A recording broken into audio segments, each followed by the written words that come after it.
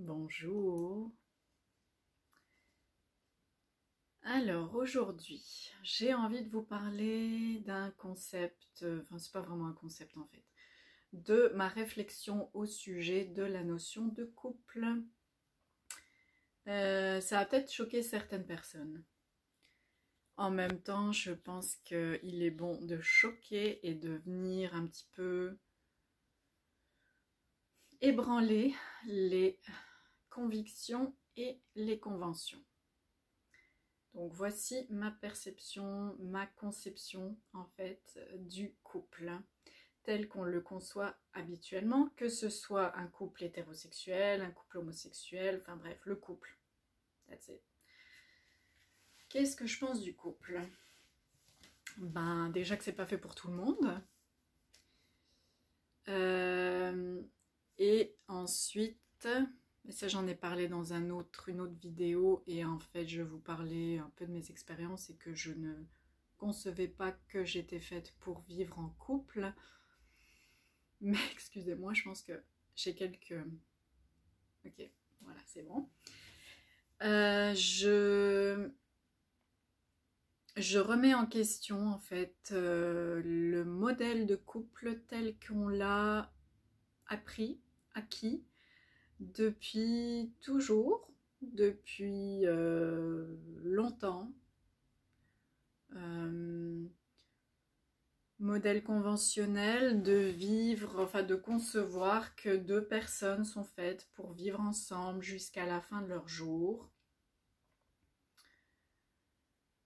Je me sens moi-même dans cette phase de ma vie, dans cette étape de ma vie en réflexion. En fait, c'est pas très... comment dire? C'est déjà assez clair pour moi en fait. Je pense que c'était déjà là en moi, mais j'en ai pris clairement conscience hier en me disant tout simplement que il y a d'autres façons de faire, il y a d'autres possibilités que celle de vivre, de finir sa vie, finir ses jours avec la même personne. Souvent d'ailleurs on voit un homme et une femme qui terminent leur vie ensemble, qui vieillissent ensemble. Je remets en question ce modèle. Pourquoi? Parce que dans ma conception de la vie, premièrement, je pense que c'est important pour chaque personne de vivre sa vie, d'être soi-même. Je dis pas qu'il faut pas faire de compromis, hein, on en fait tous, c'est évident. Mais là où je ne suis plus en accord avec moi-même, c'est quand je me sens enfermée, quand je sens que l'autre a un impact sur moi d'une façon ou d'une autre, qu'on est peut-être dans une dynamique difficile, toxique, conflictuelle, que je me sens enfermée dans une relation, une notion aussi, parce que c'est quand même une notion, une convention, et quand il y a un manque de liberté et de bien-être, j'estime que c'est problématique. Et je pense aussi que le pire qui puisse être, c'est qu'il y ait du stress, donc un stress, un fardeau qui vient avec ce conditionnement. Parce que pour moi, c'est un conditionnement de la société qu'on a intégré soi-même. Hein. Je veux dire, on est les premiers qui nous dupons nous-mêmes. C'est une illusion. Je vous en parlerai un peu plus. Une conviction qui nous enferme, qui nous met vraiment une chape de plomb par-dessus, qui nous empêche de respirer, de vivre pleinement, de s'ouvrir, d'être libre, d'être soi-même. Ça peut mener ce conditionnement, cet enfermement dans cette notion de couple telle qu'on la conçoit habituellement, peut mener à des troubles aussi graves que des problèmes de santé mentale, des problèmes de santé physique, parce que le stress a beaucoup de répercussions sur nous, et aussi quand il y a une séparation et un deuil C'est clair qu'il y a un attachement envers l'autre, il y a un détachement qui s'ensuit, il y a la perte de l'être cher, de l'être aimé, et évidemment, ça peut être pris comme, considéré comme un échec personnel. Que vont penser les autres, que vont penser papa et maman, que vont penser ces gens-là, mes amis, ou peu importe, parce qu'on se sépare, parce que l'autre est allé voir ailleurs, parce que ci, parce que ça. Bah désolé, mais vous vous faites du mal. Vous avez mal et vous en rajoutez une couche, encore plus de souffrance, avec le jugement, j'en reviens encore au jugement, vous allez encore plus enfoncer le couteau dans la plaie et vous faire mal. Votre estime de soi en prend encore plus un coup. Alors ça, c'est sans parler, donc comme je vous disais, du stress de vivre ensemble, de devoir vivre cette vie commune, ce concubinage, cette cohabitation forcée. Enfin, je veux dire, c'est une prison, hein. C'est exactement la même chose quelque part que d'aller d'être en prison avec des gens qu'on n'a pas choisis ou même qu'on choisirait, d'être forcé. C'est du travail forcé en fait. C'est peut-être un peu fort ce que je dis là. Je sais que ça va contre le mouvement habituel. Mais en même temps, c'est pas les propos d'une personne frustrée qui s'est fait jeter et qui a vécu le grand déshonneur de sa vie. Là. Je veux dire, je suis une personne qui, par choix, a décidé de quitter des personnes dans ma vie pour vivre sa vie. Et le plus grand cadeau parfois que quelqu'un puisse nous faire, c'est nous quitter aussi pour qu'on puisse être soi-même et être libre. Donc dans les modes de vie que je vois qui sont possibles, c'est de vivre tout seul en ayant quand même une vie sociale, des activités sociales, des amis, des animaux de compagnie peut-être, les enfants, les membres de la famille. Enfin je veux dire, on peut être seul chez soi tout en ayant un réseau. On peut avoir des amis, on peut avoir des amants, on peut en avoir un ou plusieurs.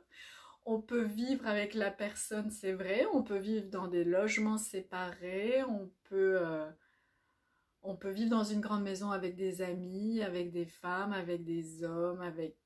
Tout est possible. On peut s'entraider aussi. On n'est pas juste amené à s'entraider juste entre deux personnes qui vivent en couple.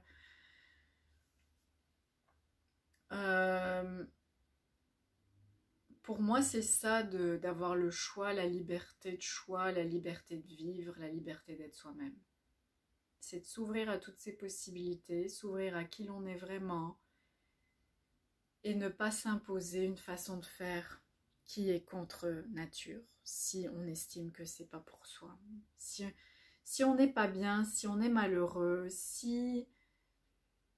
Il y a tellement de façons de se débrouiller de nos jours. Ça peut pas être juste financièrement qu'on décide de vivre avec quelqu'un, de rester avec quelqu'un.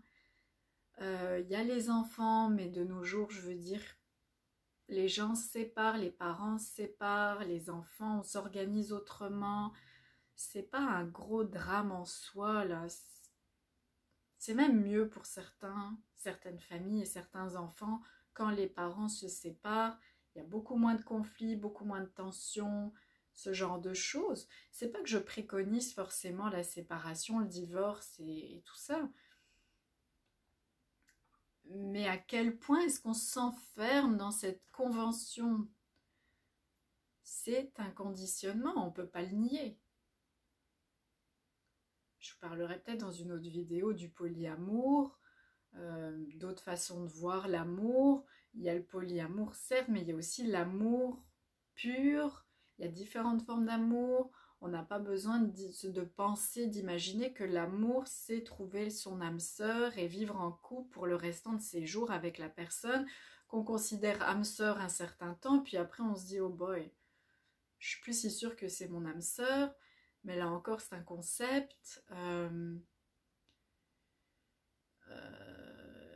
Il y a plein de choses qui entrent en ligne de compte dans le sentiment amoureux. Il y a ce qui se passe dans il y a la chimie du cerveau, il y a des hormones, ce sont des drogues puissantes, il y a une part d'instinct, une part d'idéalisation, de psychologie. Il y a beaucoup de choses qui entrent en ligne de compte. Et encore une fois, je ne dis pas que il y a des gens, c'est possible de vivre en couple et d'être heureux. Je ne dis pas le contraire, je ne le nie pas. Mais clairement, il y a des gens pour qui ce n'est pas possible. Et dans tous les cas, ce ne devrait pas être un idéal de vie. Ça ne devrait pas être une condition sine qua non pour être heureux, heureuse, que d'être en couple et que de vivre, de cohabiter, d'être dans la même maison, le même... C'est juste, ça vient de où ça? C'est cultivé par... C'est notre société, c'est l'église, c'est le cinéma, mais là, dans le cinéma, de nos jours, c'est moins présent. Il y a moins ces modèles-là... ces modèles sont moins ancrés dans notre société actuelle et de moins en moins chez les jeunes, c'est évident. Maintenant, voilà, du haut de mes 42 ans, j'estime être quand même en train de renverser la donne parce que je remarque que ce modèle est encore dominant chez la plupart des personnes et j'espère ne pas... En fait, ce qui se passe, c'est que souvent, on s'attache, on se détache, on se libère, puis après on rencontre quelqu'un et bang, un coup de foudre, on tombe amoureux, donc ça repart pour un tour avec ses hormones. On dit que la lune de miel dure 3 ans, mais enfin, pour la plupart des gens, elle dure beaucoup moins longtemps. C'est la passion, c'est la drogue en fait. Ce qu'on a dans le cerveau est plus puissant selon moi qu'une drogue synthétique. Enfin, encore là, je ne veux pas comparer, puis les drogues synthétiques, c'est de la merde et tout ça, mais comprenez-moi bien, les drogues, c'est de la merde en général. Je suis désolée du terme, mais on a nous-mêmes nos propres drogues à l'intérieur de nous. Et il faut bien gérer ça. Il faut bien se faire à l'évidence. Je reviens à l'illusion très rapidement. Donc dans le bouddhisme, l'hindouisme, je ne sais pas dans le bouddhisme, mais en tout cas dans l'hindouisme et dans le yoga, on a cette notion de maya, illusion. Maya en sanskrit, c'est l'illusion, c'est le voile, c'est ce qui vient masquer la vérité, la substance, l'essence à l'intérieur de nous, cette nature véritable et profonde. Et notre réalité autour de nous, il y a beaucoup d'illusions. On a beaucoup d'illusions aussi dans notre tête. On se fait beaucoup d'illusions. C'est la condition humaine en fait.